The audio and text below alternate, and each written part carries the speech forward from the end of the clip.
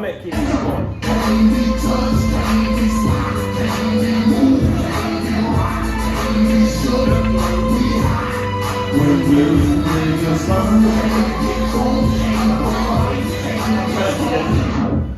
DJ Trill Will on the ones and twos. How's everybody feeling tonight?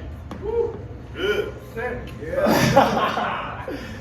No, this is the part where I yell, y'all can be better than that, but I don't know if y'all would be surprised to find out this is not the smallest crowd I've ever performed in front of. I have once not been able to get into a comedy club and then performed on a set of stairs in front of 3 people. So, if anything, we're moving up in my career. You know what I mean? Round of applause for me for moving up in my career, getting a whole 6, over 3. Life's been fun, man. I love my life a lot.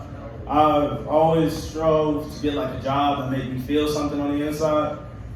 One of my favorite jobs I ever had, I used to work at Boys and Girls Club, I used to work with kids. Great handful, hate everybody else's kids. I don't have any, so I guess I hate all kids. But one of my most memorable moments of the Boys and Girls Club was the kids dared us to do the hot chip challenge. I don't know if you know this or not, but the hot chip challenge is a challenge where a chip comes in a box. One chip is about $6, and it comes in a box that's shaped like a coffin. It's meant to be the hottest chip imaginable.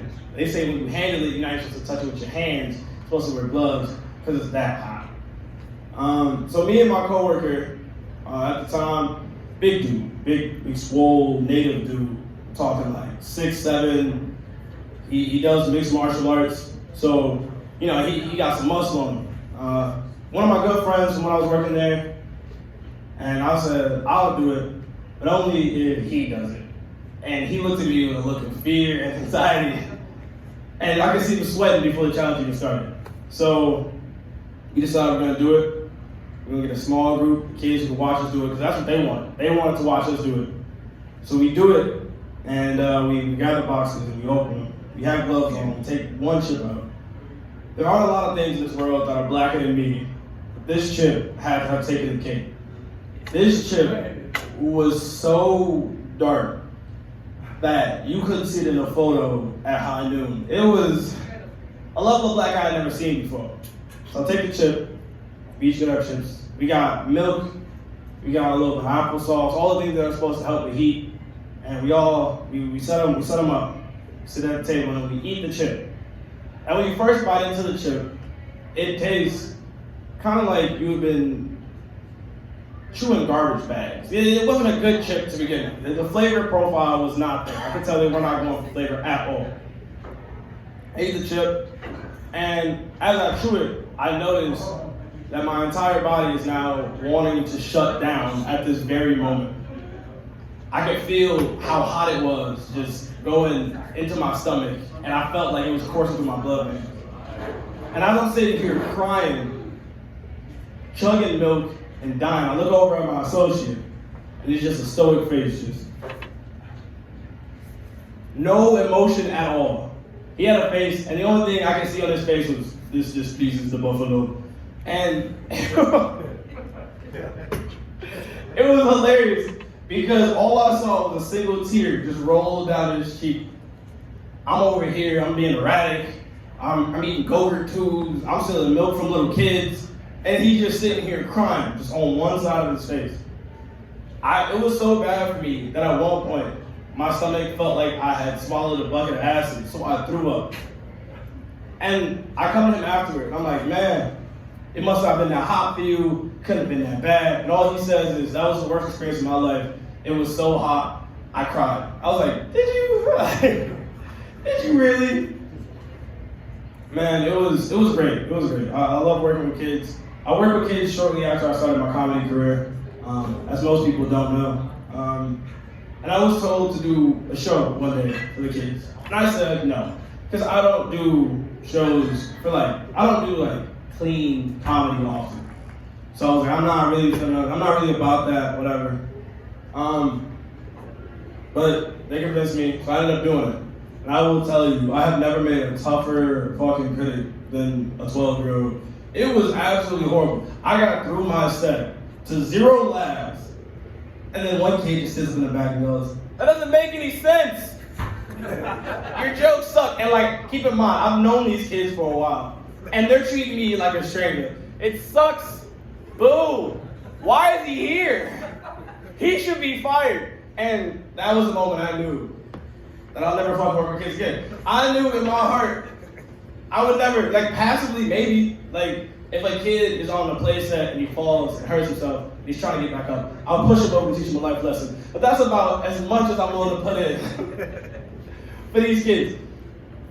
Look, man, I've had sales shows with adults. I've seen people just turn away. People got on their phone. Someone once answered a phone call and walked out on me while I was doing stand-up. And I've never felt more disrespected at that moment. Only issue was company policy said you're not allowed to hit kids. So I guess me kicking a 10-year-old in the chest was a bit too far. You know what I mean? It seemed like it was a bit excessive to them, maybe, but I don't know if you've ever been disrespected to your face. It's a humbling experience, so I felt like he also needed to be humbled.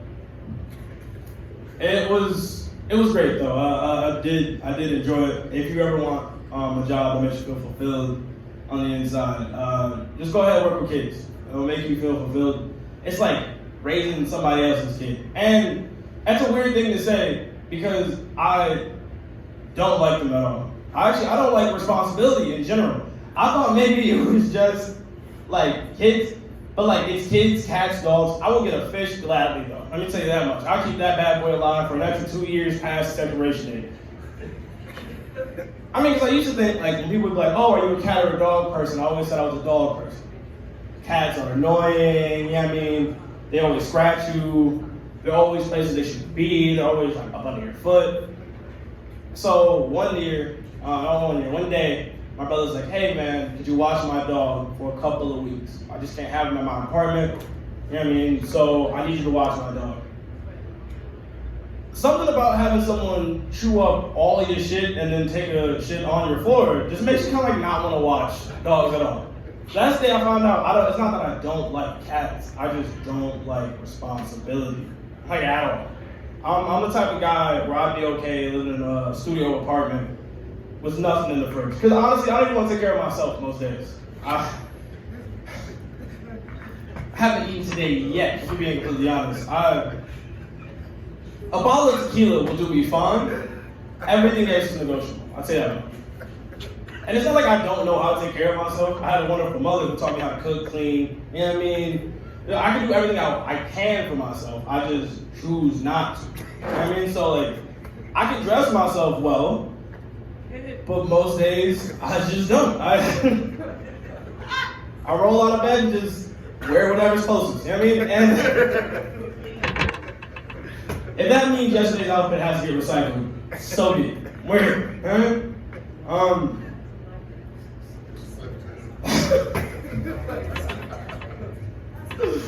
Oh man, I feel bad for my mom because she has to deal with 4 boys growing up, being a single mother. And it was, can I get a round of applause for my mom, wherever she may be. It's really dark in here. 4 boys by yourself. And it's just there's certain things that as a single mother of 4 boys, you try to handle delicate. Like puberty. I mean, you try to handle it delicate. Growing up, I was like any other teenage boy. And my room was always messy, I was always messy, and whatever else. My mom walked into my room one day and she's like, "It smells so bad in here. I don't know what to tell you. Either clean your room or you're getting kicked out." I'm like, "All right, cool. So I cleaned it up kinda, and then I don't remember what the events were, but I left my room and I was gone for a day or 2. So when I came home, my nose was refreshed, I had smelled other scents, and I walked into my room. And you don't know true shame until you walk into your own room and gag at the smell of yourself. It smelled like crunchy socks and disappointment. And I took a long, hard stare at myself in the mirror. And I just shook my head. I said, "You can do better than this." That was years ago. It turns out I can't. I really can't. I've tried my hardest, but I really can't. Now I just burden other people with it. My roommate hates me for that reason. He's like, bro, I don't know what to tell you. You're messy. I'm like, I don't know what to tell you. It's not changing. My mom can't change it. You can't change it. All right. Can I leave? All right. Well, I was going to end my set there and bring up the next comedian, but he is not here currently. Keep going. So, let's tell another joke. I cannot tell Jewish people and Italians apart. And I mean that from the bottom of my heart. And I don't mean like new Jewish people and new Italians, because obviously slowly, like, everybody mourns, like every culture mourns. But you ever talk to an old Jewish man? Talk to an old Italian right after that and tell me you see a difference. They both have the same cadence, they talk with their hands a lot. Only difference is occasionally Jewish people use Yiddish words. You know what I mean? And I don't speak Yiddish, so it sounds like Italian to me.